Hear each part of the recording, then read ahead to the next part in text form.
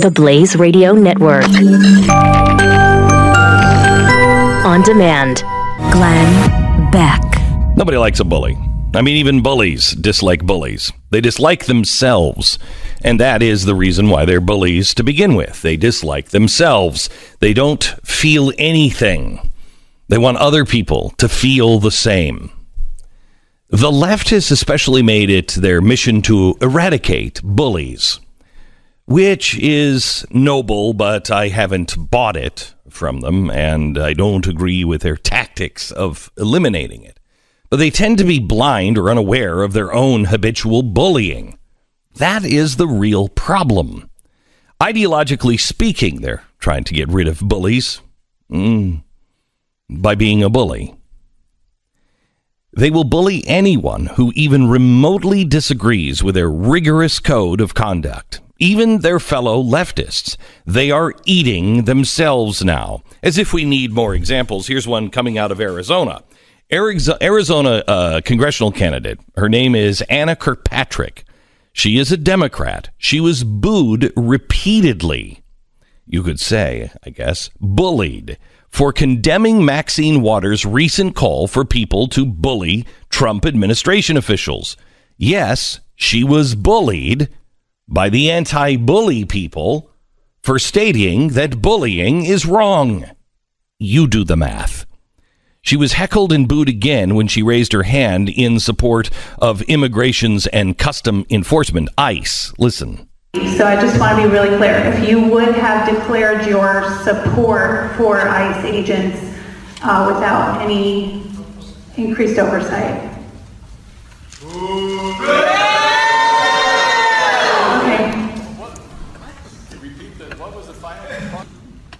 Would you have supported Democratic leadership in condemning Ms. Waters' comments? Okay. She's the only one on this panel of Democrats that raises her hand. What explains this cognitive dissonance? Well, it is this one word, and we all need to learn it, and it is called postmodernism. Obviously, the issue is incredibly complex, but incidents like the one in Arizona will only continue to perplex and annoy us until we get to the root of the problem, which, as I said, is exceedingly complicated, but it is important to understand. This is the new progressivism. Progressivism now has been eclipsed. And just like when I said years ago that Woodrow Wilson, you have to understand what happened to Woodrow Wilson and what he did to be able to understand today. You need to now understand postmodernism because it is what is being fought in our universities and in our media and on the streets. It is the foundation of modern leftism. It was designed by leftist radicals, and nearly every single one of its followers is radically left-leaning. It's what allows for the nonsensical world that they have created around them. Stephen Hicks, he wrote this great book called Explaining Postmodernism that everybody should read. Quote, postmodernism is not a leap of faith for the academic left, but instead a clear-eyed political strategy that uses relativism but doesn't believe it. This relativism is what allows them to get away with the contradictions that we all see. And we're like, wait a minute, that doesn't make any sense. They know that. Hicks, again, quote, contradiction is a psychological form of destruction, but contradictions sometimes do not matter psychologically to those who live them, because for them, ultimately, nothing matters. End quote. Postmodernists have developed a system without any logic or any reason, and it is what your children are being taught. It is the political and cultural equivalent of a boxer putting razor blades in his boxing gloves. Much of what allows them to get away with this rhetoric is this. Part of what Hicks describes as Machiavellian postmodernism. He says, Machiavellian postmodernists say they want equal respect for all cultures, But that's not what they want. What they really want in the long run is to suppress the classic liberal capitalist one. End quote. That's it. That's what's behind all of this. So now, are we going to engage in the same kind of postmodernist hypocrisy where there is no truth, there is no right or wrong? Leftists want to take down capitalism and the Western world, and conservatives and classic liberal principles. They're going to do whatever they have to do to accomplish this delusional goal. But if we're not careful, that delusion becomes a reality. Bullying becomes the norm. And the real bullies don't stop until the world as we know it is smoldering in a pile of ashes.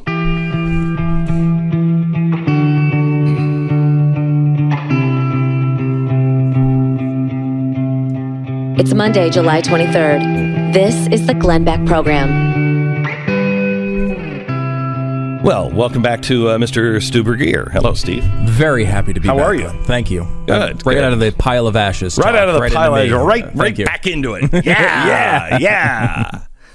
So it's been an interesting weekend for me. And I don't know, do you follow me on Twitter? I do. Yeah. So I don't know if you... I felt very alone this weekend, Stu. Very alone. Because... I begin to question myself, and then I have to go back and read everything, and I'm like, no, I think I'm right. Is this on the James Gunn situation? Yes. You follow that? I did, yes. Yeah. Where do you stand on that? I would just stand actually completely with you on this. Thank God. Because, I'm amazed by it. This idea that, and this goes back a long way.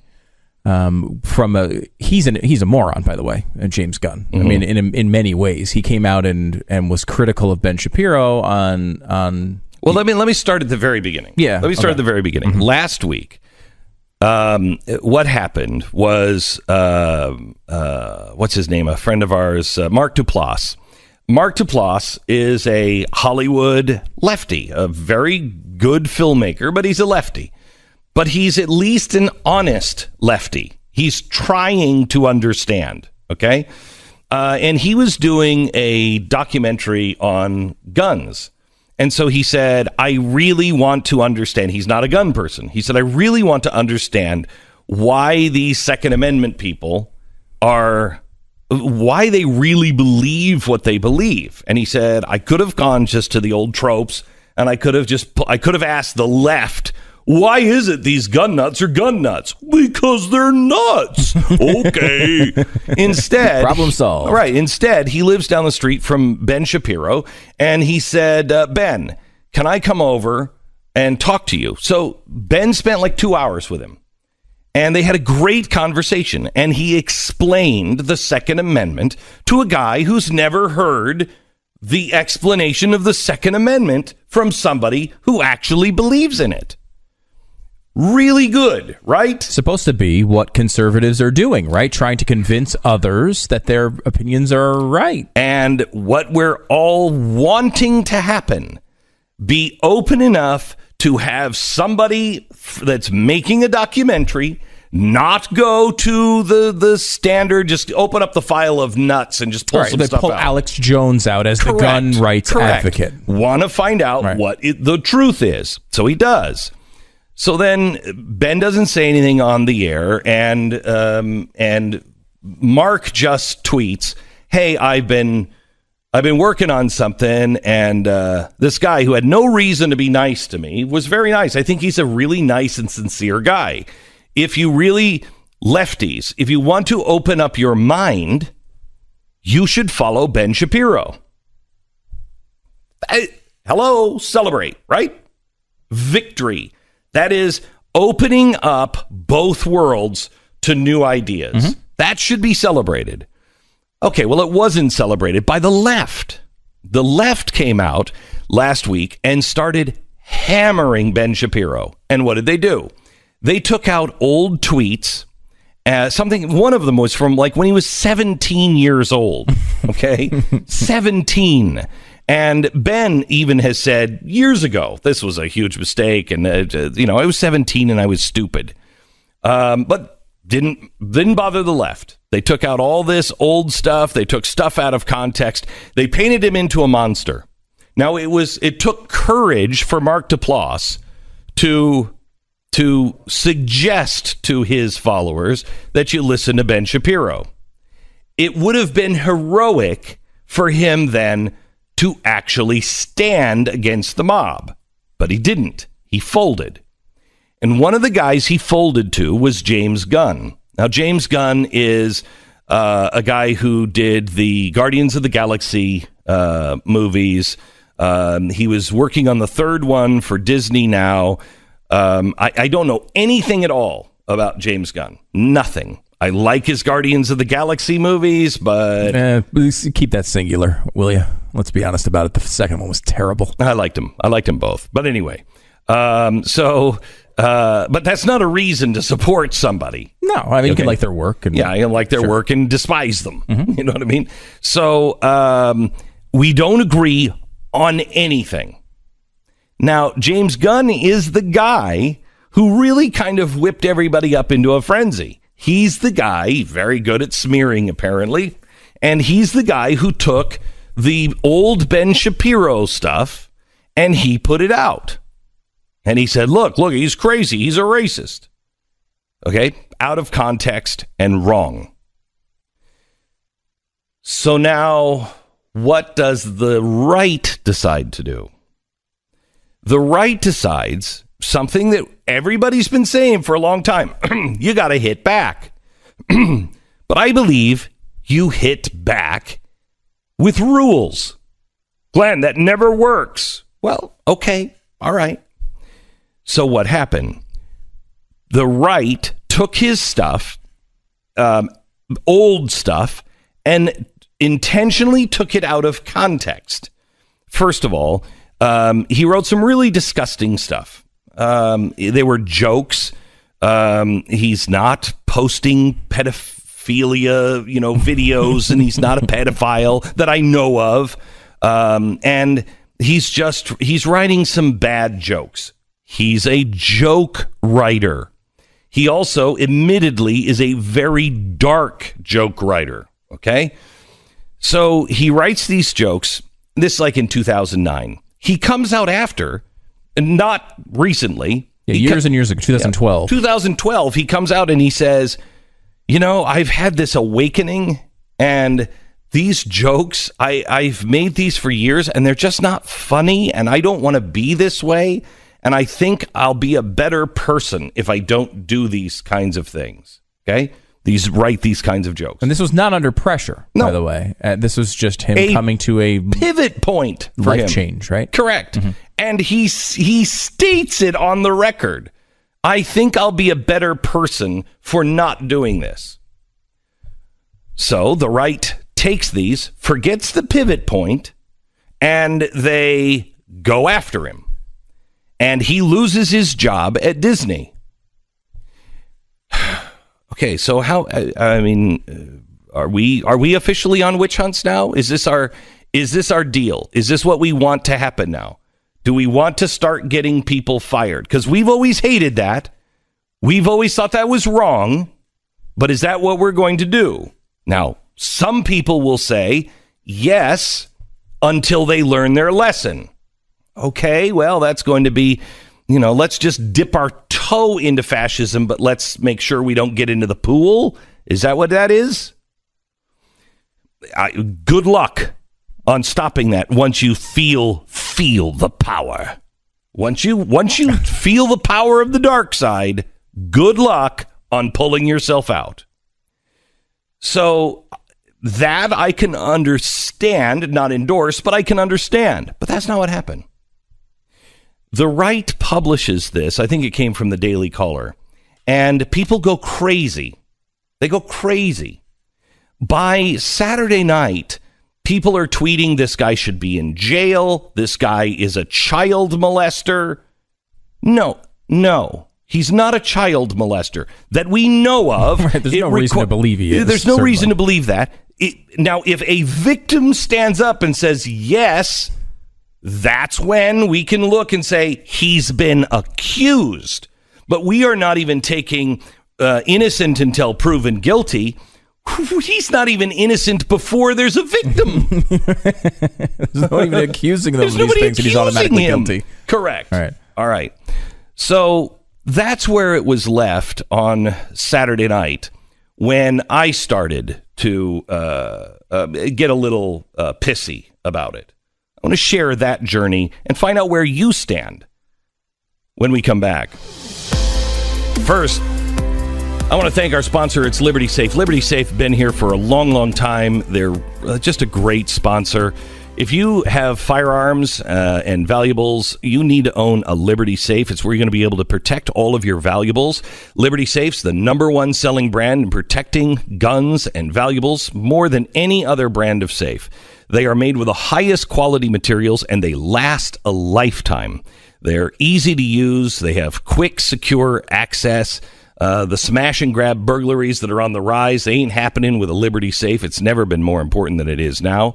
And right now, Cabela's and Bass Pro are having their big sale today through Sunday, the 29th. You can save big money on Cabela branded safes and handgun vaults. Now, if it says Cabela's on it, you can open it up and you can see the tag inside. All of the Cabela safes are made by Liberty. They just put the name Cabela's on it. You can get that now. Plus, Liberty is also offering 12 months interest-free on any purchase over $850. They will be delivered and installed in your home. So do what I have done. Liberty Safe. Have one installed in your home. They're simple, they're easy, and they're secure. Go now to libertysafe.com. That's libertysafe.com. Okay, so Mark Duplass last week tweets, hey, people on the left, you follow me, you should follow Ben Shapiro. He gets mugged by his own mob, and he, no deed goes unpunished. No good deed goes unpunished. He's mugged. He relents. And one of the guys who was chief among the Shapiro muggers was a guy named James Gunn. James Gunn is then mugged by the right, and he loses his job. Ben Shapiro then writes an article about James Gunn and says, this guy should not have been fired. Okay, so he's defending the guy who mugged him.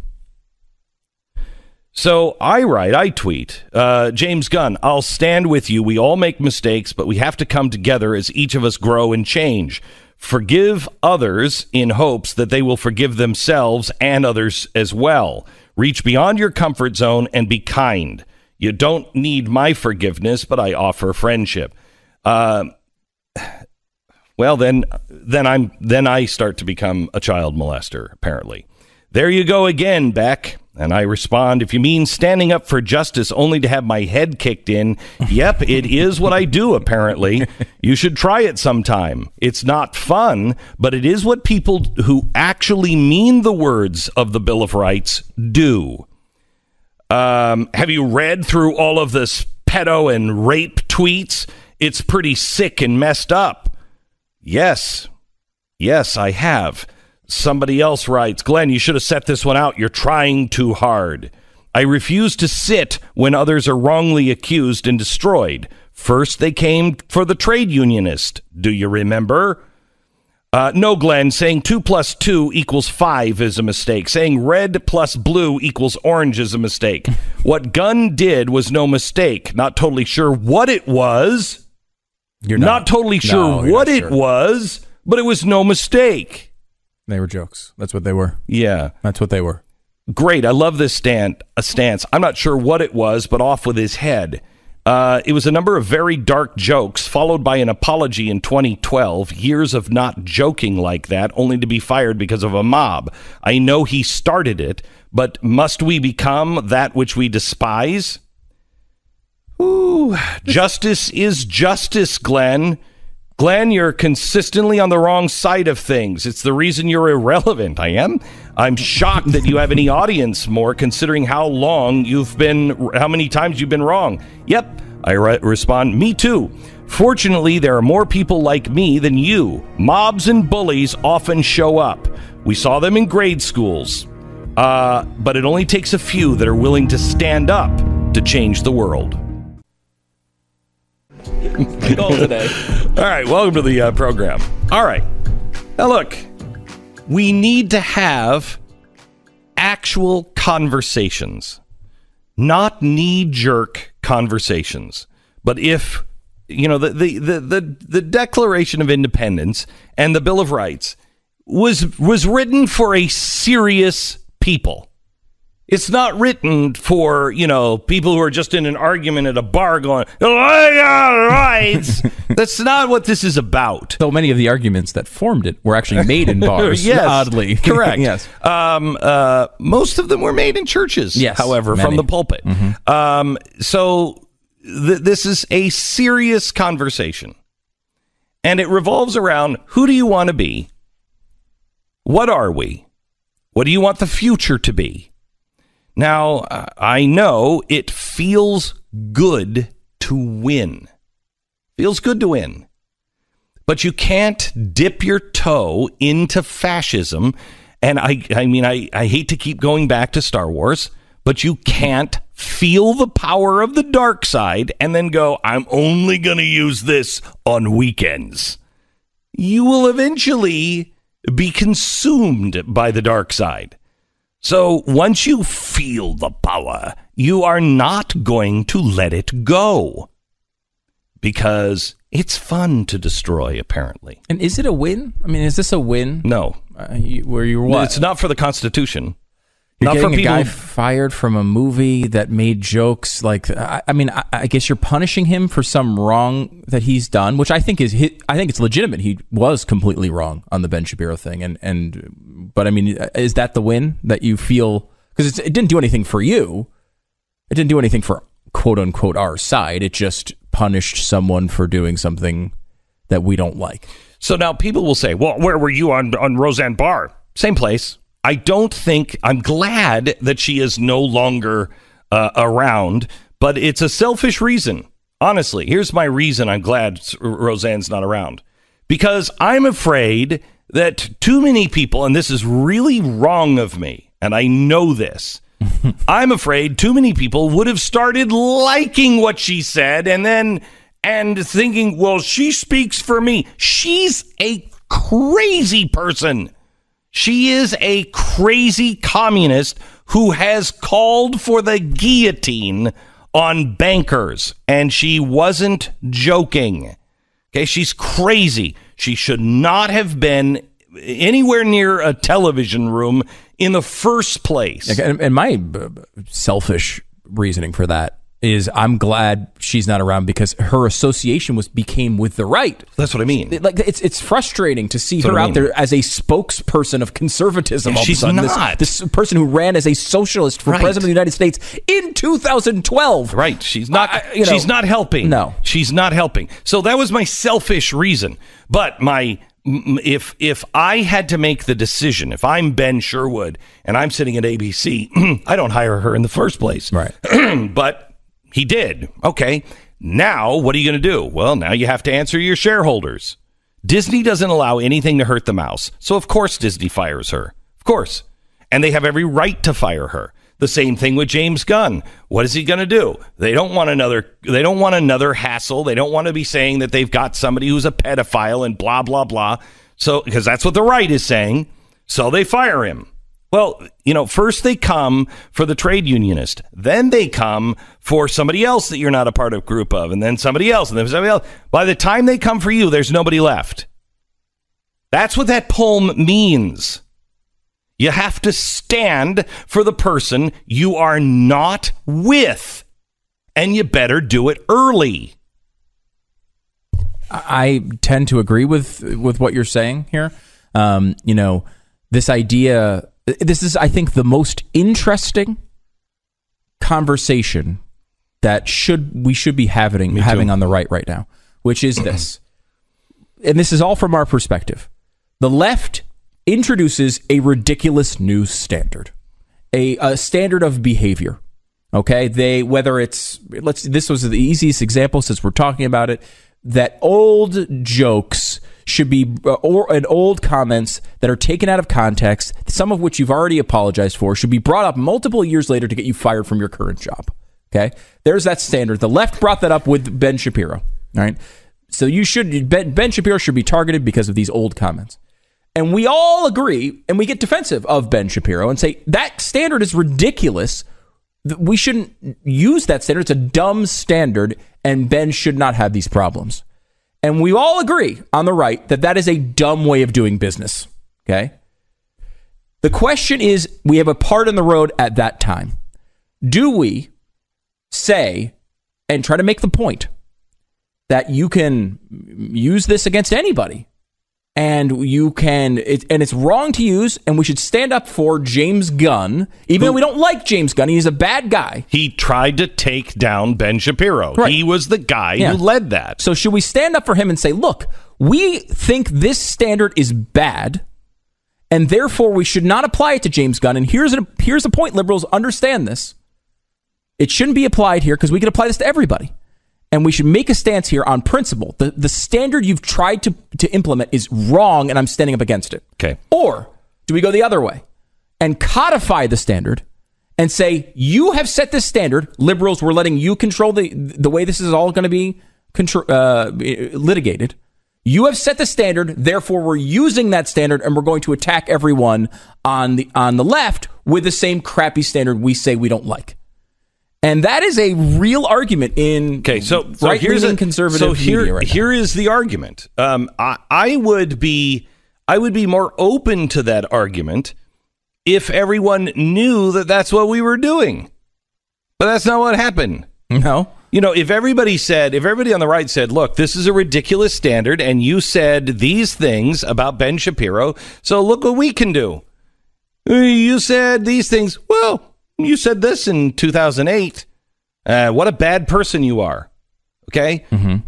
Except what happened was the right started this, and then it just spiraled out of control. I would bet most people, if they even know about the James Gunn thing, most people think that this has nothing to do with Ben Shapiro and Mark Duplass. Remember, this started with Mark Duplass trying to do the right thing by saying, hey, we should open up our minds and listen to each other. Okay? That's what started this. Most people don't even know that. They just see this guy who was working for Disney. He's making all these pedophile jokes. And nobody makes pedophile jokes. You got to be a pedophile to make pedophile jokes. Yeah. And first of all, that's a completely ridiculous point. This idea, and the right embraces this even more than the left.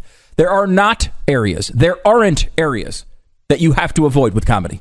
There are no exceptions to this. The Producers is a comedy about glorifying the legacy of the Holocaust. Is there any darker thing than that? Glorifying the rounding up of Jews and Hitler. And murdering them.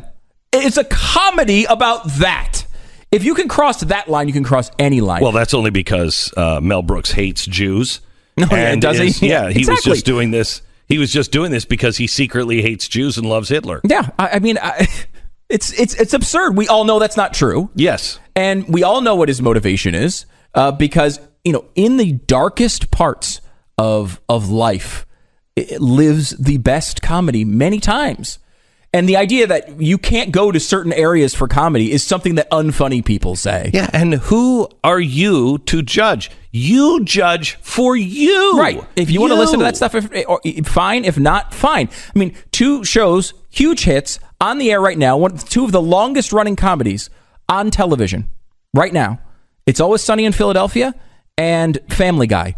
Both of them feature prominent characters that run throughout the entire series that are clearly pedophiles. What? And they constantly are making pedophile jokes. They are constantly, Herbert in Family Guy is constantly creeping up on Peter's son, and it's clear his intent constantly is to molest children. That is his entire role in the series, is to make pedophile jokes all the time. And by the way, he's one of the most beloved characters on the show and is hilarious. Jack Kelly, Charlie Kelly's uncle, He's known for two things. One, having very abnormally small hands.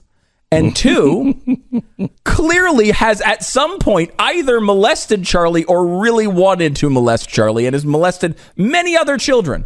Now, that does not mean we think child molestation, the actual act, is funny. The joke is about how ridiculous these people and characters are. It's mocking these things. Was Mel Brooks, for example, was Mel Brooks glorifying the Holocaust? No, he was mocking it. And he was mocking, more than that, the lengths a desperate person in desperate need of money would go to line his pockets. Right? This bad person who would make a play glorifying Hitler to try to come up with the worst play. I mean, but he was also taking the power away from Hitler by making pedophile jokes. It takes the power away from the pedophile. Yeah. Now you can say that it normalizes it, and you know what? You're probably right. If it wasn't creepy.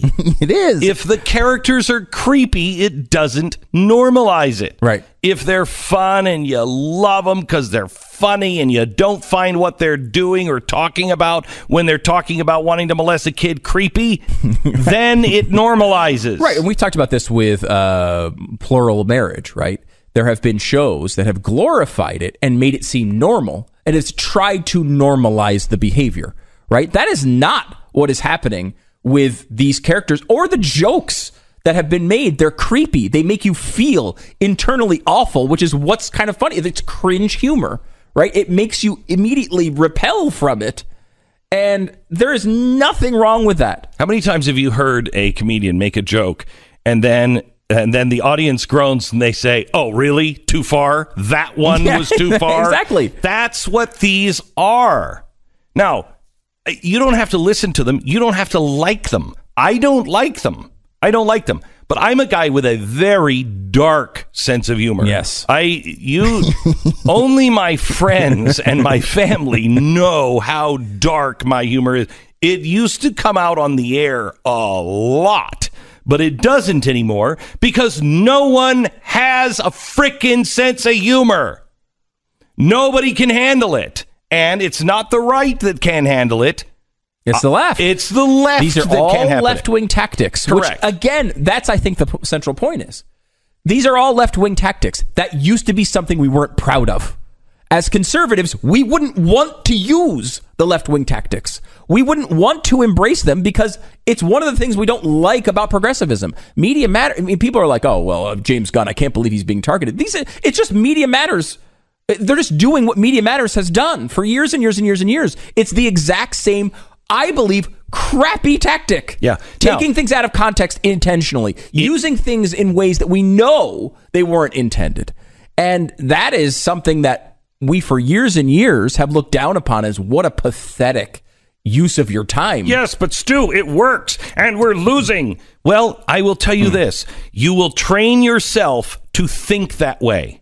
Yeah. You will train yourself to think. If you win by using those tactics, then you will have to become a fascist to hold on to your power. Mm-hmm. The only reason they have nothing. They're not convincing. They're not winning the hearts over people. They are indoctrinating and they are bullying. We have the right message. We are bringing people over from the left. They are coming, not from the far left. Democrats are coming. People from that consider themselves classic liberals who have always found a home with the Democrats are coming. They're not coming to the Republicans. They are coming and saying, "I can't live this way. It doesn't make any sense." We must show them there is a different way. And that way is the Bill of Rights. And if you don't stand for someone's right to say things that are horrible, to believe things that you disagree with, then the Bill of Rights mean nothing. And, well, the government, Bill of Rights only for the government. The Bill of Rights is a principle that we all hold. Bill of Rights should be what we look to and say, yes, that is our governmental manifestation of what we believe. If we don't practice it in our own homes and in our own lives, they are certainly never going to enforce it in government.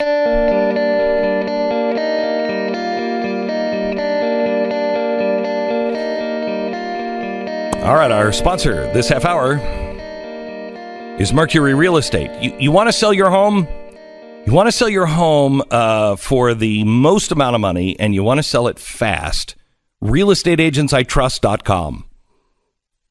Now, realestateagentsitrust.com means that you're going to be working with the right agent that will make significant differences in the outcome of buying or selling a home.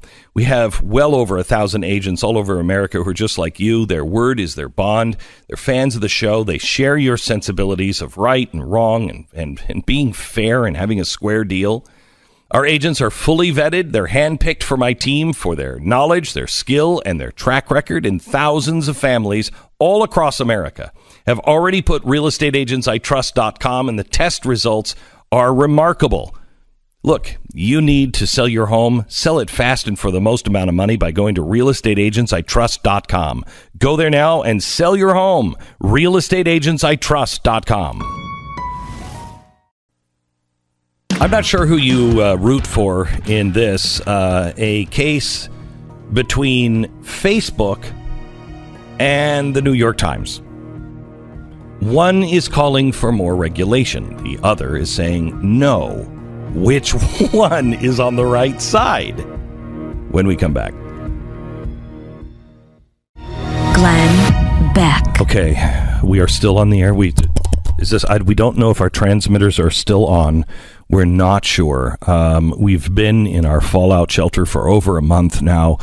America, if you can still hear us, hello, there are humans alive. We are in a bunker. I don't want to give you our location. We don't know if anyone, especially the enemy, might be listening. Have planes fallen from the sky? We don't know. We're still in our underground. Have skyscrapers fallen like dead trees? We're sure of it. People are probably above, just above us, in the cities above us, are resorting to cannibalism, or even worse, capitalism.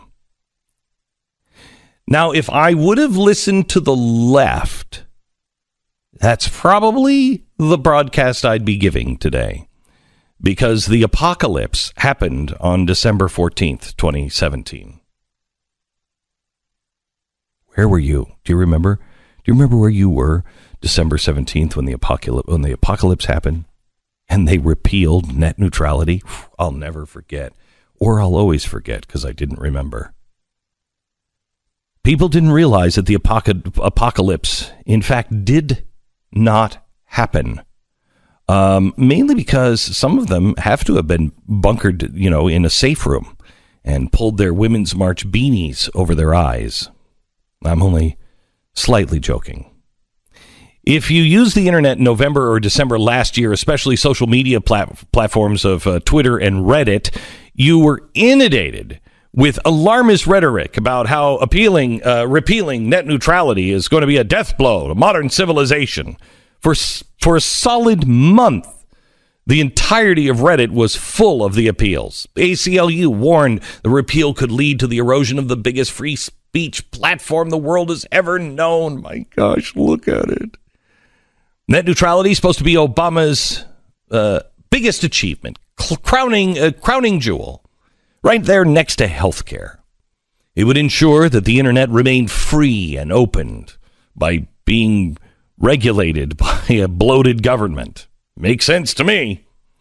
When net neutrality was repealed, it was as if Trump was being elected all over again. Oh my God, it's the end of the world. There was Kavanaugh and tax cuts, net neutrality. It's been a tough year. They can't handle this much. The left can't. So we have to go easy on them. Or at least wait.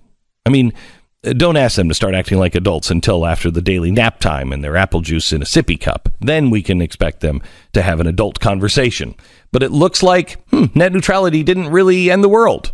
The ultimate irony is that people on the left can complain about the internet censorship on the internet. Their voices aren't being silenced online. Strangely, it seems conservative voices are. Ask Dave Rubin, who regularly has videos demonetized by YouTube or Google for expressing controversial content. Here's Dave Rubin's on-point take on the matter. For those of you just catching up, about 6 weeks ago, YouTube lost about $750 million in ad sales after a bunch of stories ran across mainstream media about how ads were being played on offensive content on the YouTube platform.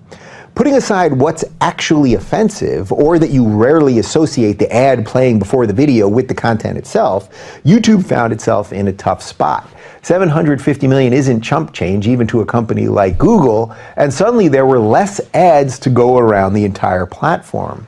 I should pause here and say that as a private company, of course, YouTube absolutely has the right to do whatever they want with their business. And in this case, if there aren't ads to go around on all the content, well, nobody's forcing me or anyone else to create videos here. At the same time this demonetization was happening, there was also another problem unfolding for channels such as this one. Some of our videos, which deal with certain controversial topics, aren't getting served ads at all. So for example, videos we've done with people from Lauren Southern to Bishop Barron to Yasmin Mohammed, there's some real diversity in that group, aren't being served ads due to the nature of their content. Again, that is within YouTube's right to do, and it isn't censorship because they aren't stopping us from putting up those interviews. But eventually every creator has to make a dime. Creators will eventually self-censor if they know that certain topics won't make them any money. Now imagine what would happen if YouTube did the same to the Young Turks or Linda Sarsour. Actually, I know what the left would have to say about it. They'd see it as the end of all mankind, the apocalypse, for real this time.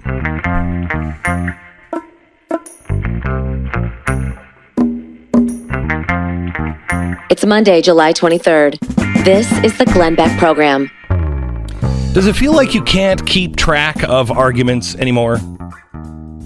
Because nobody seems to really actually believe what they're saying. It is because of something called postmodernism. Postmodernism is really quite diabolical. Anybody who believes in postmodernism or buys into this or is teaching this in universities, I can't come up with another word for you. Well, I mean, synonyms. Evil, destructive, anarchist. It is this idea that there is no truth. There is no truth. It's all subjective. And so the only truth that is true is the truth that takes apart capitalism, the Western world, the patriarchy, whatever it is. Now, this is a very leftist idea, and so it is anything that challenges or destroys the power structures is true. Anything that doesn't is not true. However, remember, there is no truth. Sound a little chaotic? Let me show this to you. Let me show you how crazy things have become. The New York Times and Mark Zuckerberg. Where do you think the New York Times would stand, traditionally speaking, about Mark Zuckerberg? Usually aligned with him, you'd think, right? Mm-hmm.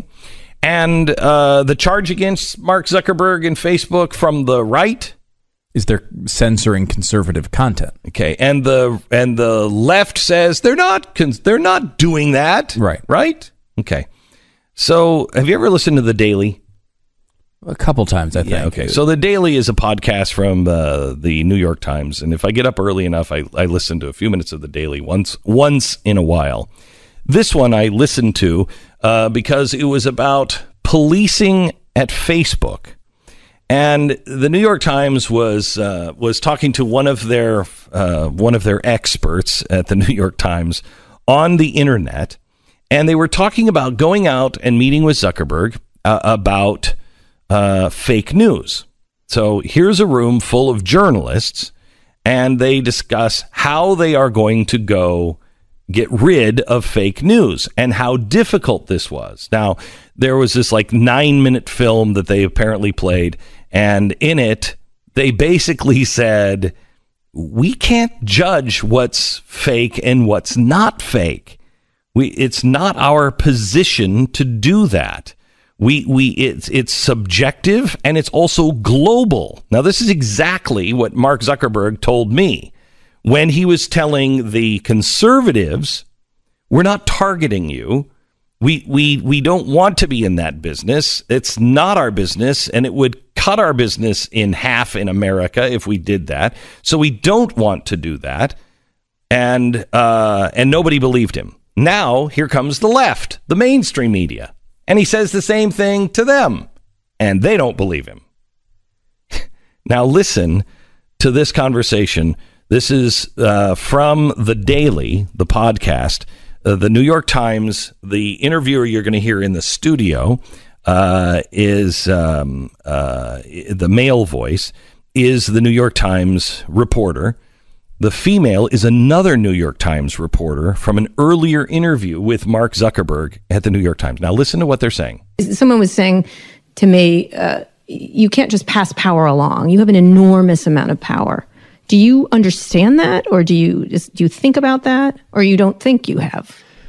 No, I think we have a big responsibility, Mark Zuckerberg. But I'm not sure what you mean by pass power along, but I actually think one of the things that we should be trying to do is figure out how to empower and build other institutions around us that are important and can help figure out these new issues on the internet. And he keeps saying, I think about it as a responsibility. He says he's very uncomfortable with the idea that he is the most powerful, one of the most powerful people in the world. And he keeps insisting, I want to empower other people. I don't want to be the emperor on the throne. I want to give other people the ability to govern their own communities and lives. Let's talk about InfoWars. Let's use them as the example. Sure. Make the case for keeping them and make the case for not allowing them to be distributed by you. Kara and Mark start talking about InfoWars. And we feel like our responsibility is to prevent hoaxes from going viral and being widely distributed. Okay. So the approach that we've taken to false news is not to say you can't say something wrong on the internet, right? I think that would be too extreme. Everyone gets things wrong, right? And if we were taking down people's accounts when they got a few things wrong, then that would be a hard world for giving people a voice and saying that you care about that. But at the same time, I think that we have a responsibility to, if you look at the top 100 things that are going viral or getting distribution on Facebook within any given day, I do think we have a responsibility to make sure that those aren't hoaxes and blatant misinformation. So Kara asked Zuckerberg about Sandy Hook and the massacre that happened there. Okay, Sandy Hook didn't happen is not a debate.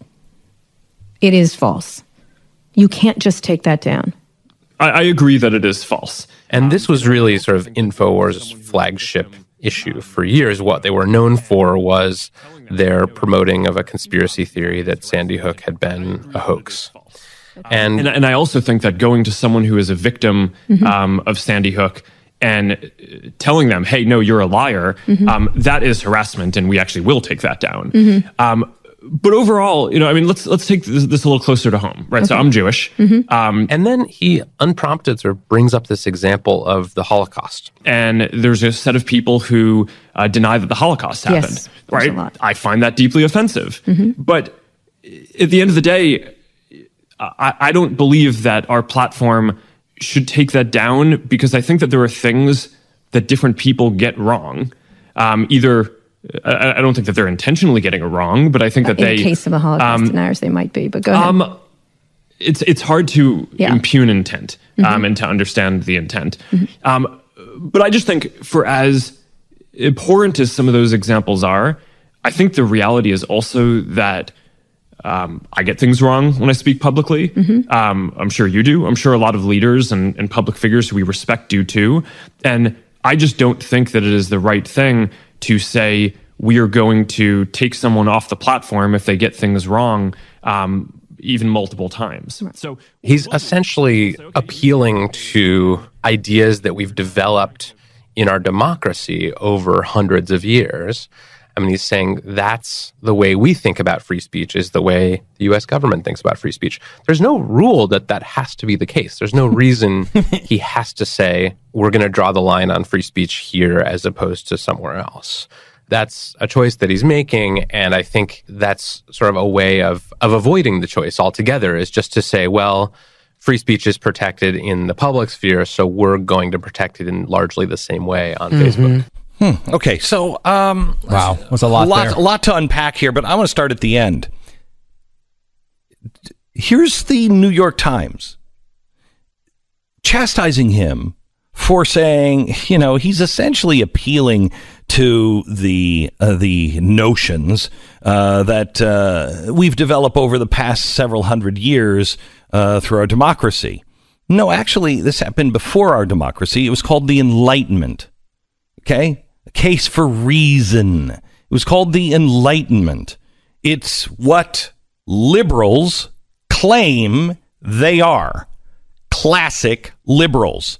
Liberalism means I believe I need to manage my life. You need to manage your life.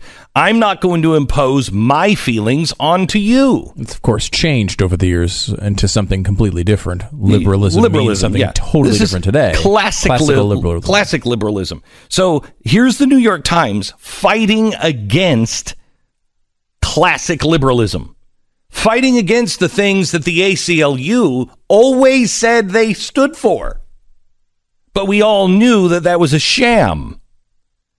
Now here's the New York Times fighting against it and saying that there's no reason why he has to do that. I mean, say, well, I don't think about it the way the U.S. government thinks about it. No, I don't even think the U.S. government thinks it that way. But people who believe in what brought us into the modern world, the Enlightenment, yes, they do think that way. And notice they say, he just doesn't want to make a decision. No, he is making a decision. He's making the decision that Facebook has a responsibility for things that are not truth to make sure that they don't go viral. But it is not their job to silence people because of the truth. If I may quote the left, whose truth? We would respond, the truth. There's only one truth. You want to have that argument with a postmodernist? Because the only truth to a postmodernist is the one that destroys the system. Here's our sponsor this half hour. It is Casper. If you're tossing and turning and you're not sleeping, drenched, covered in sweat, you have the wrong mattress. You could run the AC or fan all night and try to keep cool, or you could get rid of that heat-trapping mattress and sleep cool and comfortable like I do on my Casper mattress. Casper mattress. They use premium foams that help relieve the pressure and help align your body so you fall asleep feeling comfortable and waking up feeling refreshed. Thanks to the breathable material, you're guaranteed to sleep cool all summer long. It has been so hot here in Texas. So hot. I can't even imagine when I had an old foam mattress, how I don't think I'd sleep at all. You'd have to wring the mattress out. It's just so hot. Not with a Casper. And it ships free in a box so small you're not going to believe that it actually holds the mattress. It's easy to get from your front door to your bedroom. Open the box into the bedroom. Remember that.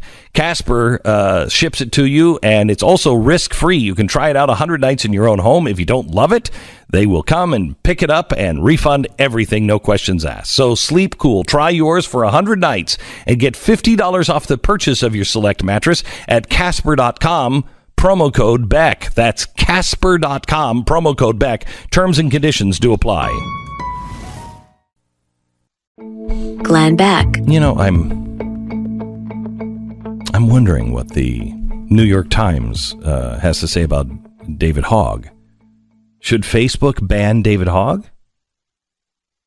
Now, I know the knee-jerk feel-good reaction is yes. I wonder if the New York Times is going to out David Hogg. You know, they spent so much time building him. CNN's got to be mighty proud. They gave birth to this little baby, and now he's all grown up to be a conspiratorial man. David Hogg has come out over the weekend and said, well, I just want you to be aware. Just want you to be aware. Looks like Donald Trump is going to probably cancel the midterm elections. This might be the last time you're able to vote. If the vote happens, it might be the last time you ever get the chance to vote. So, David, hang on just a second. If you, actually believe that, thanks for expressing it. But if you believe that, why would you be for giving that government all of the guns? That one? And fair point. And CNN, I mean, I'm just thinking, you know, doesn't this make him Alex Jones? Because that's the kind of stuff Alex Jones was saying. Yeah, he was saying Barack Obama is going to cancel the elections. Yeah.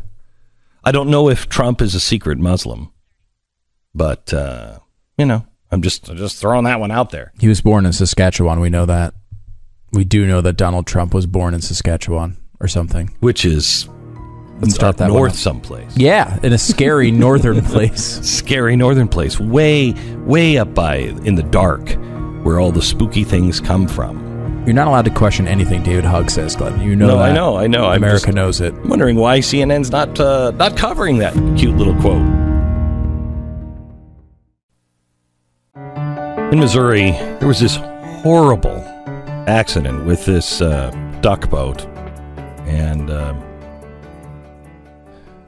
almost an entire family died. Tia Coleman was the lone survivor, if you will, of the Coleman family. Here's her describing what happened. I had my son right next to me, but when the water filled up the boat, I could no longer see. When I got out into the water, it was ice cold. And I remember as we were going into the water, they said that the lake stays pretty warm, like in the 80s. So I knew, for it being so cold, that I'm close to the bottom. I'm not close to the top. And I just remember kicking and swimming up to the top. And as I was swimming up, I was praying. I said, Lord, please let me get to my babies. I got to get to my babies. I got to get to my babies. And I was kicking, and the harder I fought to get up to the top, I was getting pulled down. And I kept fighting, and I kept fighting. And then I said, Lord, if I can't make it, there's no use in keeping me here. And so I just let go, and I started floating. And as I started floating, I felt the water temperature change. And it got warmer. And as it got warmer, I knew I was to the top. So I stuck my hand out, and I kept swallowing tons of water. The waves were crashing over my face. And every time I get my head a little bit above water, I scream, help, help. And finally, I came up to the surface, and I saw it was a great big boat out, like a river boat. And they were, oh my God, they were jumping in and saving people. They were throwing life rafts out to everybody. But I couldn't reach it. I couldn't get there in time. And so somehow I managed to get to the boat. These beautiful people, angels, I don't know who they were. They pulled me up. And when they pulled me up from the boat, I didn't see any of my family. But I believe I survived by God and by Good Samaritans. She lost 3 children, 9 family members.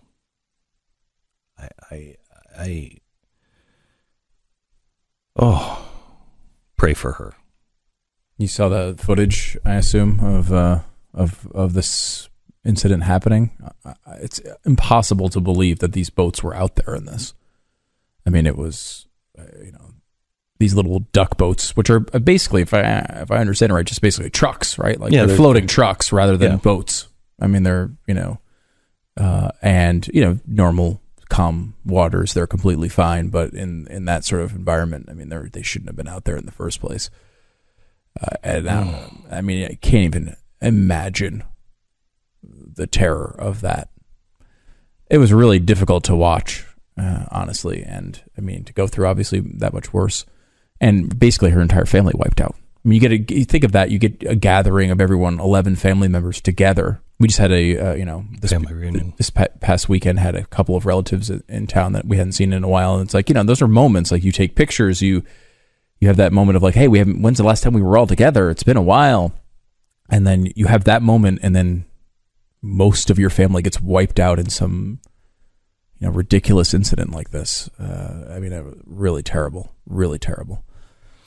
You were up in New York. You went up to see the World Trade Center, the museum. I have not been in. I saw the first museum where it was just a makeshift across the street. Okay. But I haven't seen the new completed museum. Yeah, there's been a lot of criticism, I feel like, of that because the process was so ridiculous and it took so long to, kind of come together.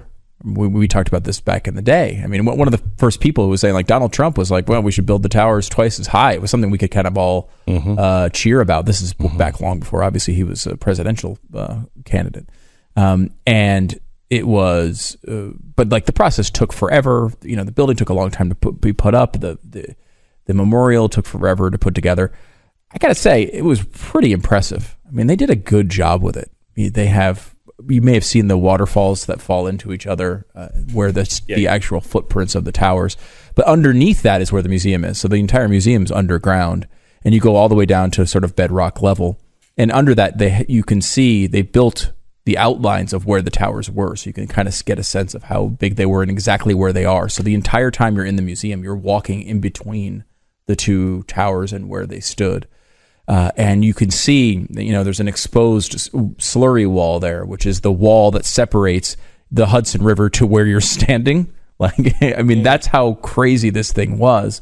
And they show, they have, of course, all the bent steel and the fire trucks that were, partially crushed. And, really, it's just awful. There's an entire room of just, the minute by minute ticker of what happened that day. The first thing you see as you walk into the museum is a picture from 8:30 in the morning from Jersey of the towers 6 minutes before they're hit, of like what it was like that morning. It's this beautiful morning. We all kind of remember that. There's not a cloud in the sky. Towers are still standing. Everything's fine. And then 6 minutes later, all this happens. But you go through this one path where they walk you through minute by minute. And the NBC coverage, which is now even more bizarre, was Matt Lauer. Right? Matt Lauer on the Today Show. And they actually got the news about the World Trade Center being hit and thought they had pictures of it and actually went to commercial. Think about how strange that is. Matt Lauer's like, oh, well, we got a picture. Something's happened at the World Trade Center. Do we have we don't have them yet? We're going to go to commercial. We'll be back in a minute. And then they came back for the part that you've probably seen, because MSNBC reruns that coverage over and over again, or used to. Were we on the phone? We were on the phone, yeah. So preparing the show. Yeah, so I remember I was in the bathroom and I heard Katie Couric say, and a plane just hit the World Trade Center, and we don't know what kind of plane it was, probably a Cessna. Because you could avoid that, blah, blah, blah. And I remember I'm brushing my teeth and I'm listening to it, and I go into the living room and I look at the hole and I'm like, that's not a Cessna. No. And they're not saying that yet. And I think I called you and I said, something big is happening here. And we were talking about, okay, well, let's not jump to conclusions. Let's not freak out. And wham, the second one hit. Yeah. Yep. And that, amazing. They had all the footage, some views that I had never seen of some of it. They had, the voicemails from the people on the planes. It was really, a lot of it was really tough to get through. Maybe the craziest thing actually wasn't about 9/11, though, that they had there. Because it's the World Trade Center. It's a World Trade Center memorial. It's not really a 9/11 memorial as much as it's a World Trade Center memorial. And there were 2 terrorist attacks at the World Trade Center in the 1993 bombing, which is one that kind of gets forgotten for obvious reasons. But the craziest thing maybe the craziest thing they had on display was the guy who was responsible for the World Trade Center bombing. If you remember, he had a rented truck. He pulled it in, and the idea was he was going to blow up the parking garage. It was going to make one of the towers fall and knock over the other one. It was like an attempt at dominoes, essentially, on a really large scale. Obviously, that didn't wind up happening, but they didn't know who did it, and it wasn't. It was because the guy who was responsible kept going back to the rental truck place to get his deposit back. Oh my gosh! He kept going back to get the deposit back, $400 deposit on a rental truck. And kept going back and trying to get it and arguing with them, saying he argued that his van was stolen and he was angry about it. And he kept trying to get his $400 back. In the rubble, they found the VIN number on the vehicle, and they were able to tie it to the rental truck and figure out that this guy was responsible. It's how they kind of took the whole thing down. In the museum, they have the VIN number they found in the rubble on display. Wow. Which is pretty incredible. But, I mean, a $400 deposit, this guy may have been able to get away. We may have never been able to, give him the justice he deserved. Did they, by any chance, find the Dick Cheney fingerprints or anything like that? No. They didn't? No. Huh. Oddly enough. It's weird because I've just, we just played that thing from the New York Times where they said, InfoWars really made their mark, their flagship was Sandy Hook. No, it wasn't. No, it wasn't. The flagship really was the World Trade Center, and that it was a hoax, and that 9/11 was an inside job, and Dick Cheney blew it up, as well as Katrina and the levees. Those were also blown up by Dick Cheney and George Bush. I don't know, in frogman gear or something like that. Yeah, so they didn't have that. I was kind of wondering if they might address some of that, because there's so many pieces of evidence that disprove that narrative there, right? But again, they didn't. I think that was the right thing to do. It's too classy a joint, right? Too classy a joint. This is a classy joint you got down here on the ground. Huh? But again, remember that more than half of Democrats believed in the Alex Jones conspiracy theory that George W. Bush was behind the 9/11 attacks. More than half of them in that period did. And it shows the power of partisanship, right? We act as if this is some new thing, and the left is like now trying to say, well, look at this. They're spreading all this fake news around, and all these dumb conservatives and Republicans are believing it because they love Donald Trump. More than half, not 10%, more than half of Democrats in a neutral survey said they believed that Bush was complicit in the 9/11 terror attacks. I mean, that is an incredible thing. And it was one of the problems I had with that clip, because they bring up multiple people and they say, well, look at these, and they give them as examples of right-wing fake news people. All of those people are left-wing people. They're all big government people. They're all people who believed the exact opposite when it was convenient for them to do so. When it was George W. Bush, they were absolutely against him. They were snuggling up to Cynthia McKinney, who ran as a Green Party presidential candidate, who is at least a socialist. I mean, to the left of Alexandria Ocasio-Cortez, to the left of Bernie Sanders, and he was snuggling up to them. So, I mean, this is not believing in crazy conspiracy theories, believing in fake news that supports your worldview is not something that has anything to do with it's not fresh on the shelf. You see what James Comey did this weekend? He came out and said, Democrats, don't. What are you doing? Stop running to the extreme. Stop running to the Democratic Socialists. Yeah. That's odd. It's an odd moment. And a lot of the people on the left are like, yeah, James, we don't really want your help. We've seen what you do, and we don't really want your help. This is a good thing for Republicans. Every once in a while I get, the news cycle hits you and you're like, gosh, this doesn't seem like it's going well. And then you remember how bad the Democrats are at this. I mean, the idea that they're running their answer to Donald Trump and the things that they don't like on the right is to say eliminate ICE. Like, that is such a bonkers idea that the American people will never support. To have no border security, to have no way to process illegal immigrants or legal immigrants.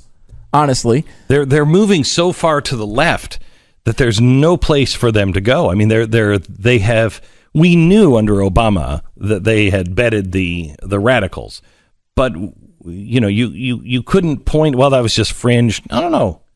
They have fully embraced that now. They've fully embraced the fringe and the Democratic Socialists. You have to remember, there were 45,000 registered Democratic Socialists. 45,000. It seems like a lot until you remember 330 million when you think that, that won't even fill the average football arena. 45,000. I mean, that's where you're banking on that message? We're healthy.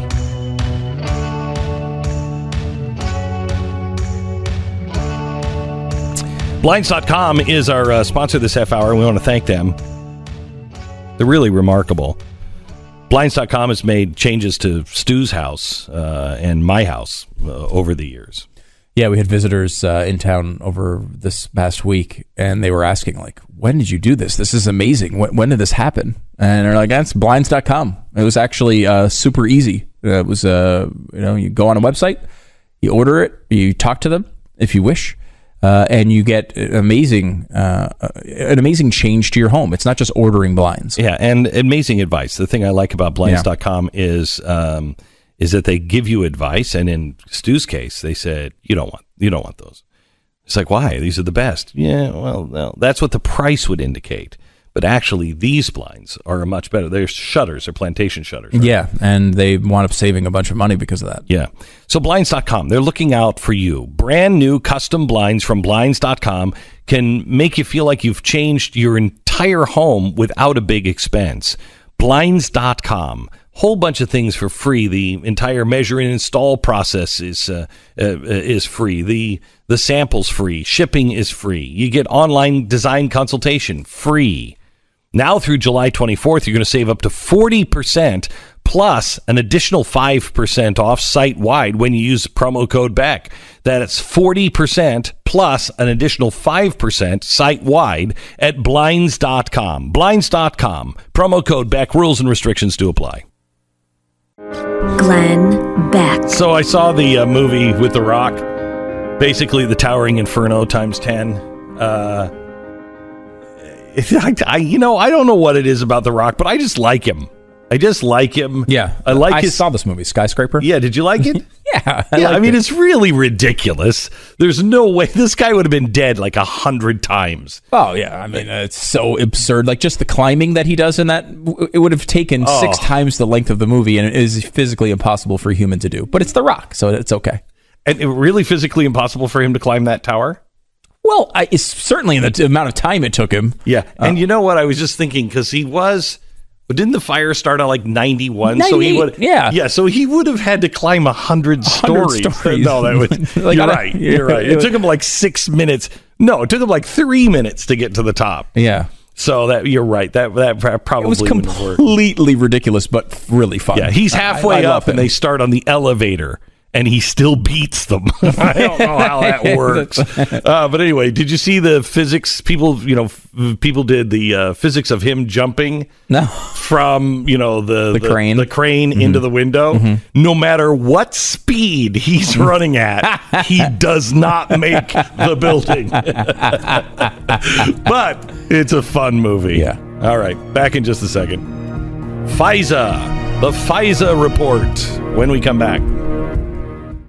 Glenn Beck. All right, so when you look at the news, you can look at it and say, I want to be outraged about something. I want to be proven right about something or whatever.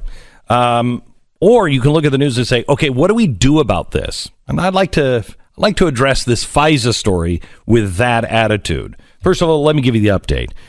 Remember the House Intelligence Committee? They had a game of dueling partisan memos. The Republicans claimed that the FISA warrant to surveil Carter Page, Trump's former advisor, was obtained using unverified information, the Steele dossier. And immediately the Democrats said, that is ridiculous. We would never do that. He is endangering national security. And they said that the FISA application that they had was based on several things, not just the Steele dossier.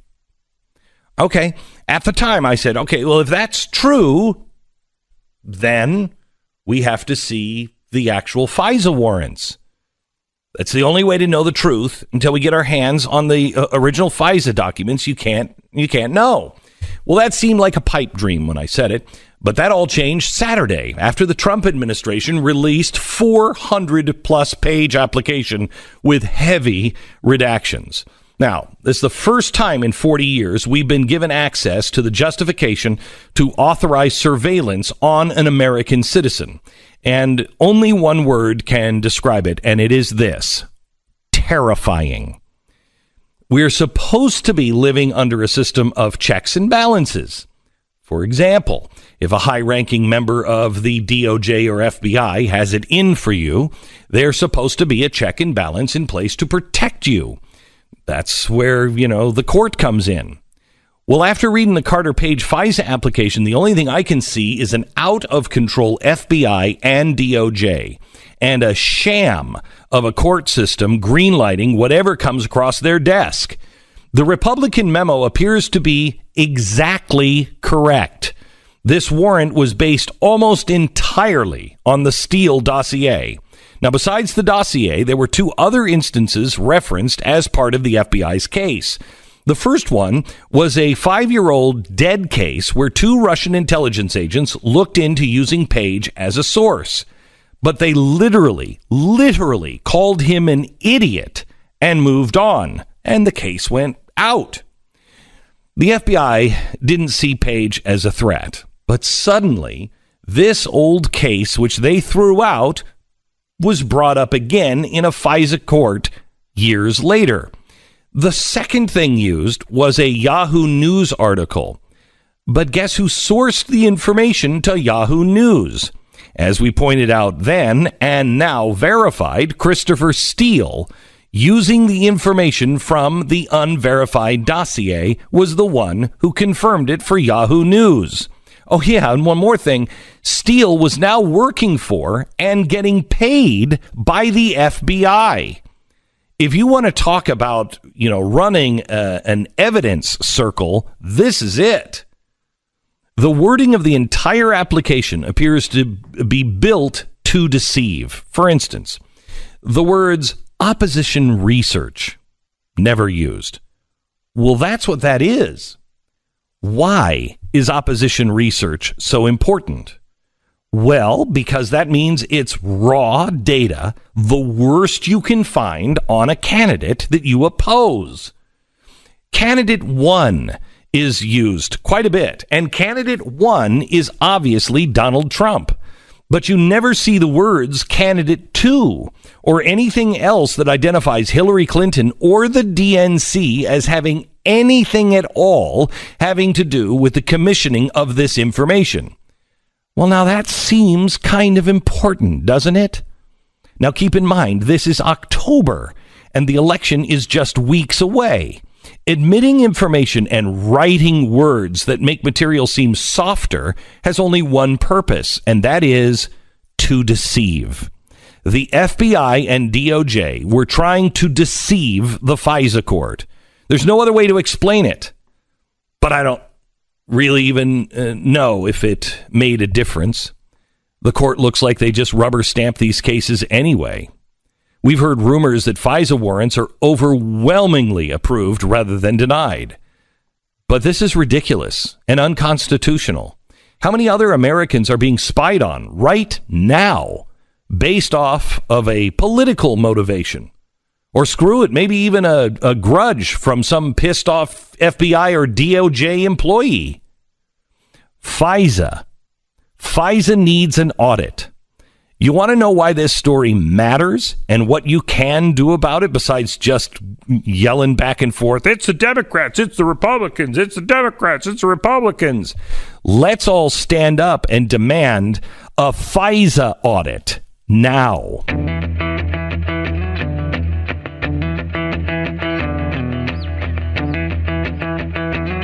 It's Monday, July 23rd. This is the Glenn Beck Program. So I would say I would ask Jason Buttrill how his weekend was, but I know he spent it reading the FISA document, 400 plus pages. Nerd. It's like every other week I'm reading a several hundred-page indictment. This is getting out of control. That's right. So you've been following this story for a long time. Tell me what you found.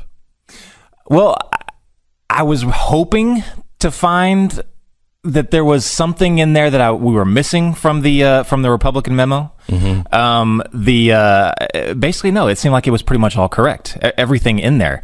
There was a whole lot of back and forth over the weekend about, no, the Democrat memo was correct. See, they did name, they did mention that it was opposition to research. Well, and you just mentioned this, the words opposition and research were never thrown in there. Now, I thought that was kind of an important designation there, because the way it was written, and it was written in a little footnote at the bottom of one of the pages, was, and it's just, I don't have it in front of me, but it was something along the lines of, law firm A, contacted, U.S. person, or no, source number one, all these like very vague, terms. Never once like candidate one, candidate or one, party two. Yeah, here's that quote. A U.S.-based law firm had hired the identified U.S. person to conduct research regarding candidate one, Trump's ties to Russia.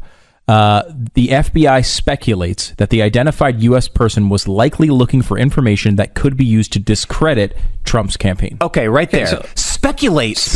My rear. You knew where this came from. You knew this came from Steele, hired by Fusion GPS, hired by the DNC and Hillary Clinton. How can you speculate? Yeah, the FBI knew every step of the way. In fact, one of the people from Fusion GPS was feeding the FBI information. Do you remember? Feeding the DOJ information through Bruce Orr and his wife, who was an employee of Fusion GPS. So they knew. They absolutely knew. But I mean, So why use the word speculate? And why not just say this is? If they were hiding it, wouldn't they just not include it? Well, why would they bother going through the so you could have this argument? Because you could say, look, we speculate, we don't know, we speculate that this was hired, somebody was hiring somebody to find out about Donald Trump. Well, okay, who?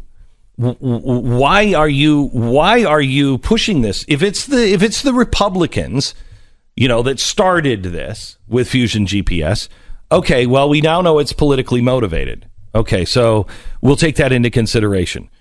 If you say this is the information that the person running against, who's neck and neck right now with Donald Trump, they are currently running, we're a month away. Oh, and by the way, the FBI answers to Barack Obama, who also is in bed with the Clintons, and the DOJ is in bed with the Clintons. By not saying that it's the Clinton campaign, I think it changes context entirely.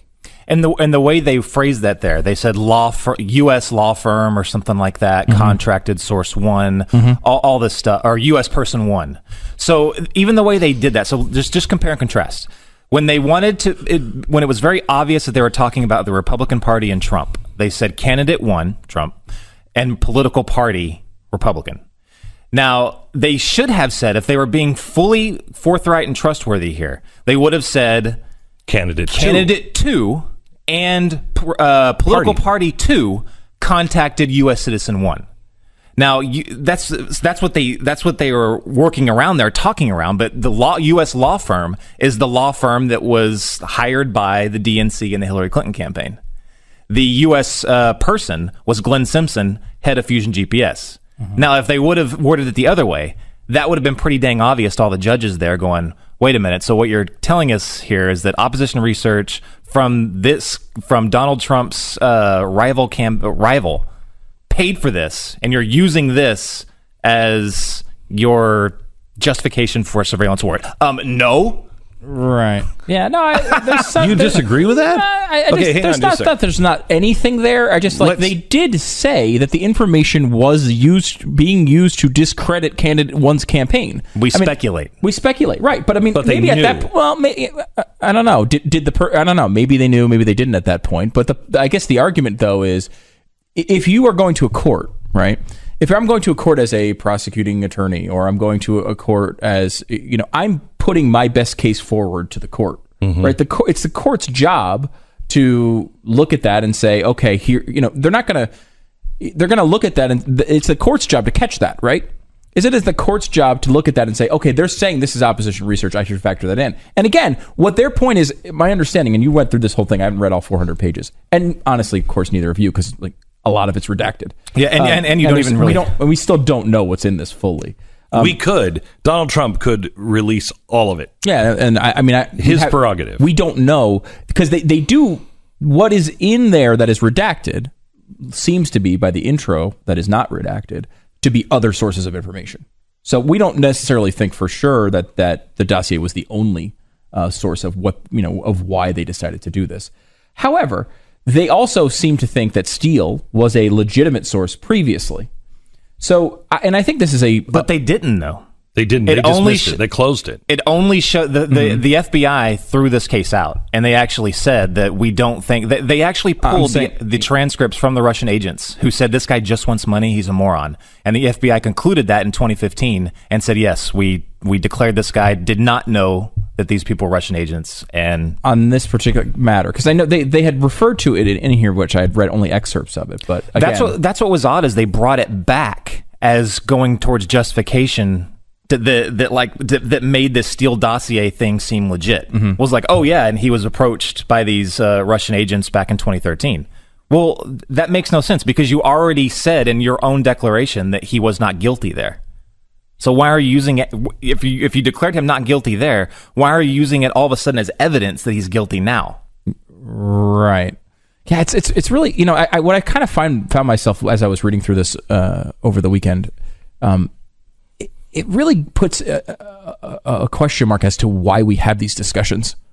I kept coming back to the idea that there was this lengthy discussion that you mentioned, and we talked about how, okay, well, did they use the Steele stuff? Is it one of those things? Did they classify it as opposition research? And there was a multiple week battle about this with both sides saying they did, they didn't. And then the memos came out, and we had that whole discussion. And we all said, when the FISA thing comes out, we'll be able to see which side it is.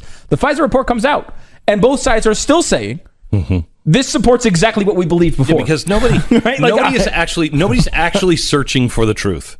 That's the problem. Very few. Nobody is. I know. Yeah, very Jason few. Read the whole thing and is actually trying to decipher it. But there's very few. Yeah. When you talk about the people in Washington and the mainstream media, I don't think that they're actually looking for the truth. No. They're looking to do. Look, let's just boil it down to the evil capitalist. The evil capitalist is looking to tell their fans and their readers or their viewers exactly what they want to hear. Because people are now in a world where they don't want to hear things, and they will punish you for it. Okay, so what is the New York Times doing? The New York Times and CNN, they're telling this story that fits the narrative that their viewers have come to expect. And so is everybody else. Yeah. We're looking for the truth. Just let the chips fall where they may. I will tell you that I can appreciate the benefit of the doubt here, but I don't think these actors have earned that right to have benefit of the doubt on any side. I don't give the benefit of the doubt to any side on this. But it just strikes me as the way this plays out is at some point in the future, Robert Mueller is going to release this report, and we're going to get a lot more information that we don't currently have. And we're going to be able to look at it, and we're going to be able to say this part's BS, this part's real. Until that happens, we're just all speculating on unknowns. The parts in the dossier that supposedly got this greenlit, that is very easily verifiable. Did he or did he not meet with this person? You would think they would be able to somehow get other witnesses to say, yeah, we saw Carter Page and this other guy meet, and so now this goes towards collusion. He lied. But Carter Page hasn't been convicted of a single thing. Nope. In that time, we've had a couple people convicted of lying to the FBI. Nope. That's the extent of their charges. And then Manafort, who probably has been guilty since the 60s of similar stuff. Have either of you seen anything that disproves either one of these 2 points? One, Russia tried to influence our elections. Two, yes, tried to, yes. Yeah, tried and you to. can read it in the indictment. It's very damning. And two, I don't think Donald Trump had anything to do with colluding with Russians to try to win the election. Neither one of those I think he might have if they had something. Right, like they had that meeting and they tried to get information. They didn't get it though. Right. Like I have not seen anything that. They tried. So they tried it all different ways. I don't think Donald Trump was involved in a specific collusion thing. And until I see I have not seen evidence that disproves either one of those 2 points. This is why we did the chalkboard I think it was last Thursday or Wednesday, where I laid out the seven things this case revolves around, and we've solved all of the big ones that answer about Trump. We haven't even attempted to look at the questions where it involves the Democrats. Yeah. Well, so what are we doing? Until we're serious and we're not just looking to kill Donald Trump, this means nothing. I want to know, what are we doing to stop Russia from doing it again in the midterms and, God forbid, in 2020? All right, let me tell you about Simply Safe. Simply Safe is a guardian for your gate. It's the thing that's going to keep your castle and your children safe at night. Simply Safe. It's a really great alarm system that has gone through all kinds of testing to make sure that they are the best. Simply Safe doesn't want to just put something in that, somebody else invented and somebody else has, pioneered, unless it's absolutely the best that even they can do. They want to make sure that they are putting together the best with the latest stable technology. They have run tens of thousands of simulated break-ins in their workshop, and they've perfected the glass break technology, the cameras, and making sure that the camera has a lens that comes down, a shutter on that lens, so nobody's watching you. It's never been better, it's never been easier, and it's never been more inexpensive. 24/7 monitoring, police, fire dispatch is $15 a month with no contract. So have it, don't have it. You own the system. Protect your home. Visit simplysafebeck.com and get 10% off your Simply Safe home security system at simplysafebeck.com. Save 10% right now. simplysafebeck.com. Hey, starting today, the news and why it matters is up on iTunes. This is something we do around 5:30 Eastern time every day. So on your drive home, now you can listen to it on podcast. It's free. You can also listen to this program on podcast as well. Just look for the Glenn Beck Program. But they are free on iTunes, and we would like you to subscribe and also rate us, please. Give us a 5-star rating. It helps more people discover the podcast. Did you, while I was gone on vacation, talk about the Papa John's guy at all? Yes. What was your take on that? That he's dumb as a box of rocks. Yeah, okay. Yeah, that seems accurate. Yeah. I was interested in that. It was the first time I could ever remember someone being fired specifically because they didn't say N-word. Where, like, it wasn't that he said something that was racist. My understanding of, and correct me if I'm wrong here, what he said basically was, they were talking about controversy around race, and he said, look, I mean, the guy from Kentucky Fried Chicken, the Colonel Sanders, was famous for using the N-word, except he said the actual word. Now, that point, as I just said it, is not offensive at all, right? Like, to say that, someone else said something and he wasn't fired and he said the N-word.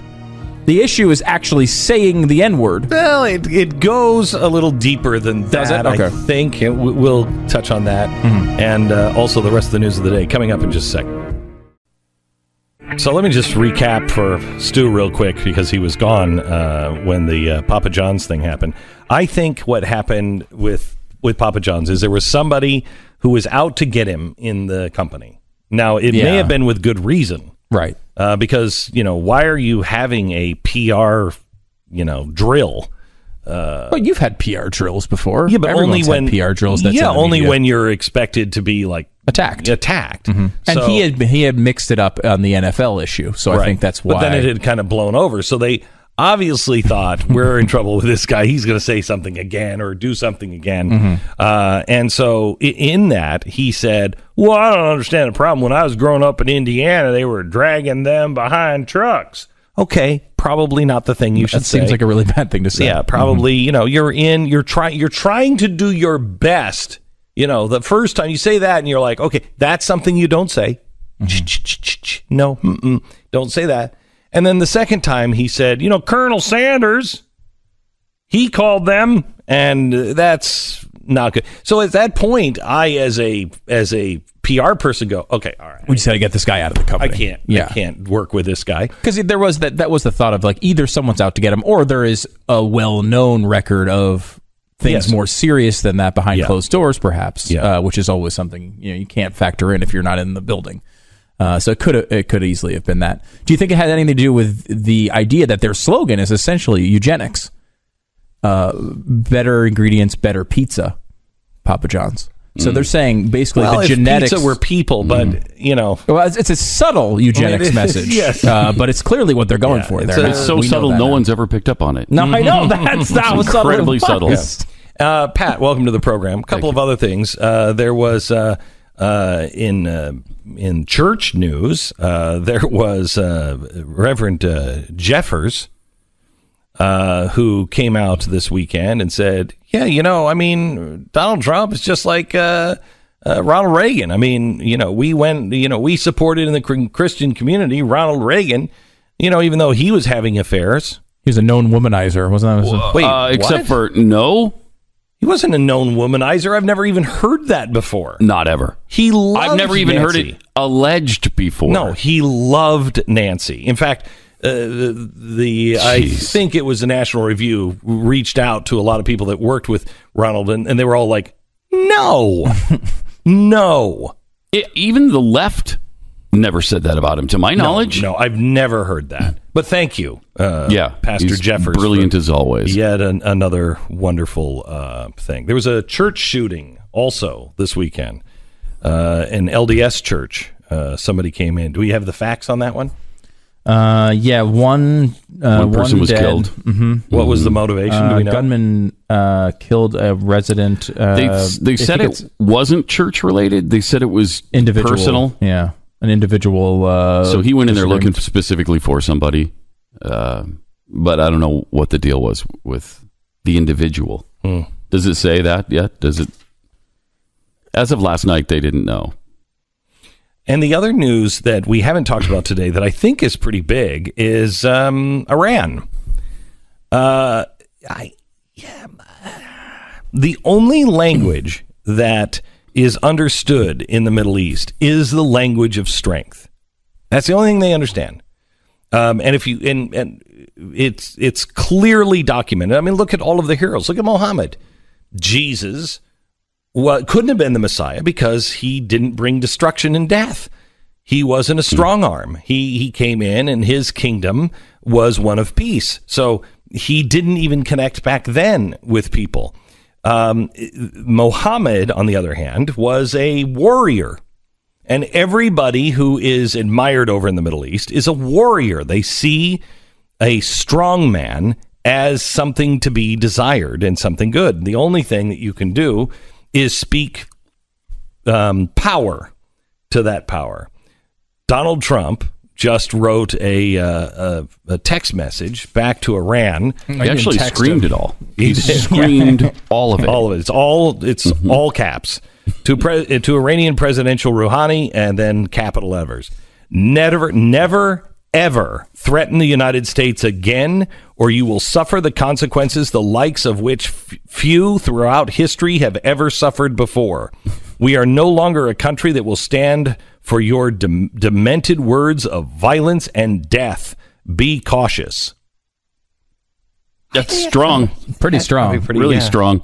And Rouhani, of course, has warned him back that the warning of a warning of a warning. Yeah, that they could bring about the mother of all wars. Well, last time we heard that about the mother of all wars, it wasn't even the second cousin twice removed of all wars. It wasn't even related to anybody. Iraq one, right? Yeah, that was the mother of all wars in Iraq. That was actually the thing he was responding to, right? At least reportedly, this is what caused the Trump tweet. This statement: America should know that peace with Iran is the mother of all peace, and war with Iran is the mother of all wars. You are not in a position to incite the Iranian nation against Iran's security and interests. So I don't know. Is the all-cap threat, is that the way to go with these guys? I don't know. Maybe. It's really hard to, it seemed like it worked for a while with North Korea. Now I'm not so sure because North Korea seems to be back on track doing whatever they please. And maybe it'll work with Iran, Well, too. we know we've tried it the other way. Oh, for sure. We had 8 years of the other way. Mm-hmm. Well, we've had 30 years of the other way. Yeah. I mean, it's been going on and on and on and on, and we're not getting any better with them. And we've tried shunning them. We have tried blocking them from the rest of the world. That seemed to be working. Now what we are doing is we have put people, from my understanding, we've put boots on the ground. I mean, I don't mean military boots, sneakers on the ground. And we're helping, the protesters. We're helping the people on the street organize and get their word out so they can bring pressure from the streets. Now, should we be doing that? Well, that's what we called for with Obama, right? Isn't that what we wanted him to do? And he didn't do anything. Mm-hmm. No, I did not necessarily put people on the streets, but I wouldn't mind a well-crafted speech that says, Iranian people, we stand with you. You're living under an oppressor. You threw off the chains of one oppressor just to take on the shackles of a new one. But if you tell them that and it sparks insurrection, you kind of have to be there for them. Oh, no, we never do that. No, they're on their own when that happens. Yeah, they're on their own. Like, you didn't think we were going to help, did you? Yeah, I didn't mean to imply that. Yeah, we're just saying, you want it, you should go get it. It's amazing, though, all this stuff, right? Like the tweet today, and we haven't talked that much about it. I mean, look, that is a really important thing. We've spent years of the show talking about the inner workings of Iran and why they're so important. And then this happens today, and we're like, whatever. I think it's honestly like there's so much talk now. There's so much of this every day. I was driving. I guess late in the week last week, and someone on the radio said it had been 1 month since the North Korea summit. That seems like it was 1885 to me right now. Like that seems like ancient history. And every day, everyone gets worked up over some tweet that Donald Trump sends, or something that somebody in the media does, or some boycott we're all supposed to be involved in, and some whatever that controversy of the moment are. And it's like they're so fleeting and so meaningless. Just a week or two later, I mean, the North Korea thing's a really big deal, and it feels old. Well, these little disagreements and issues about whatever the controversy of the day is. It just seems like such a big nothing burger. It's almost like we're addicted to outrage. Isn't it? Yeah, that was what I was going for, Glenn. A promotion of your new book coming out soon. Coming out September 18th, The Addiction to Outrage. But it is. We line up every day to have somebody tell us something that outrages us, and then we get on Twitter and Facebook, and we read more and write even more. And we spend the day outraged by something, and then the next week, we don't even remember what it was. Isn't that weird? Isn't that a weird trait? Yeah. Like it's a strange thing we're going through that I don't feel like we've gone through before. Well, I know that our kids go through it. I mean, I went through it as a kid, and I just said to my kids just this weekend, Rafe, she's always going to be your sister, and trust me. There's going to be times that you look back at this time and you won't even remember what you were mad at. Yeah. Okay. We've done that with our kids. Yeah. Our parents do. Except it's now happening not in a lifetime. It's happening tomorrow. Yeah. You won't know what you were mad about. Yeah. It's a day-to-day thing. I was thinking about this a little bit over vacation as well. And that we, as people who've been in radio for a long time and got into this industry for some reason by choice, one of the jokes among radio people, broadcasters in general, are the people that decide to go into this industry are all insane, right? Like it's just a bunch of crazy people and lots of big egos and people who are unstable. And, it's kind of like a joke. And then us. And us, we're obviously perfect. But I think you have to be a little nuts to go into this industry, right? And it's weird because I think with social media, everyone is doing their own show every day. Right? Everybody is a broadcaster now. And I know this, and we've done this for many years. You're constantly mining your own life for these moments. You walk by a sign and it makes you think of something and you think about bringing it back on the show the next day. You're constantly prepping your own show. It's what we do all the time. And in addition to that, you're also looking for the most interesting way to present that information. Like, what's the best way to tell that story? What's the way that's going to get most people interested in listening to? And as a society, that's not necessarily bad when 0.5% of your society is in that business. But when 95%? 95% are, that's not good. It makes everybody crazy. And I think maybe it's a reverse of where the way we used to think about it in radio, in which everyone who gets into radio is insane. Maybe radio makes you insane. Maybe broadcasting applies a bunch of really weird treatments of your life to your existence, and it doesn't have good outcomes a lot of the time. And now everybody's doing it, and many people who are doing it without maybe doing the research of a radio host or whatever, it winds up really putting a lot of really strange material out there, and people act in really weird ways. It's when I first got into radio, I had to work really hard to gain an audience. And the idea was, if I could get their audience, just to say to their friend, you have to listen to this guy, I could gather a bigger audience. Okay. Now, my audience has an audience. Everybody in the audience has an audience if you're in social media. Should make our jobs easier. It's actually made our jobs more difficult. And it's exactly the point that you were making, and it ended up on the editing room floor because it wasn't good enough for the book. Wow! Comes out September 18th. Seems like you had a lot of thoughts on your vacation, though. Yeah, no, that's... you should have just enjoyed your vacation. Stop thinking. That's a good point. Stop thinking. That's a good point. That's what How was it? Did you try to get away from all of it? Oh, yeah, I did. And you're really missing that day-to-day back and forth. You come back off of vacation and realize you didn't miss anything. It's the same people in the same spots making the same arguments as when you left. And that's why, like, I feel like we try here to get to something that's a little bit more lasting, a little bit deeper. And I'm not saying we ever succeed on it, but you try to at least think about these things from a larger perspective, because that day-to-day really means nothing. And if anything, that's a gift from Donald Trump, right? Like, I think because the media hates him so much, they get so infuriated over everything, that you realize how nonsensical it actually is. Thank you, Pat, for stopping by. Stu, good to have you back. Our sponsor this half hour, it's LifeLock. Asking your smartphone for the weather is one thing, but how about asking it to send money to a friend? Soon you might be able to send money instantly by telling your smartphone to do it. Now, that includes some cyber concerns, as cyber criminals have been able to hack into a lot of devices that could access this kind of transaction remotely. And there are many threats out there. In today's connected world, it takes one. And your privacy and your bank accounts, everything, it's over. One weak link. That's why the new LifeLock Identity Theft Protection adds the power of Norton Security to help protect you against the threats to your identity as well as your devices that you can't easily see or fix on your own. And if you have a problem, they've got somebody there to fix it for you.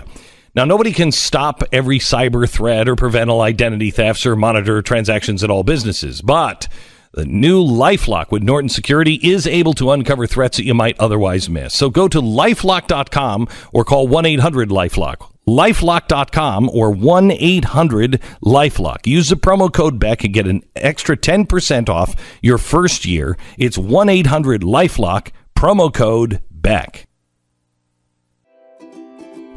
So, by the way, we want to thank our new sponsor for this portion of the program, Pooperoni. Pooperoni on San Francisco streets. There we go. Thank you.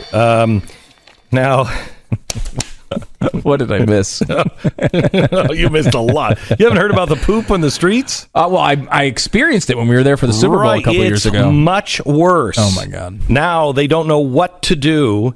People are shooting up and pooping on the streets of San Francisco like there's no tomorrow. And there may not be a tomorrow. So maybe that's what you... Well, it's true. You've already outlined partially well, the end of civilization as we know it. I don't know if we're going to be back tomorrow. We could all die, from being vaporized by Iran. They may attack. I don't know what else. The FISA courts could put us all in prison. Donald Trump could do a pact with Putin, and we could all be in Siberia.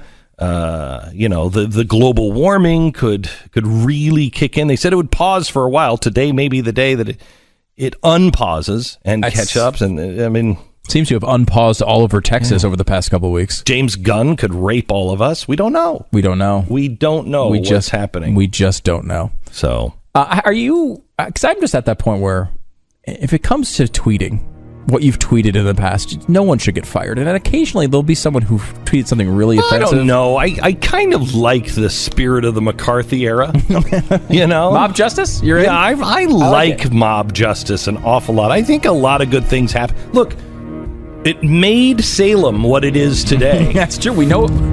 We remember it all. That's right. Glenn Beck, Mercury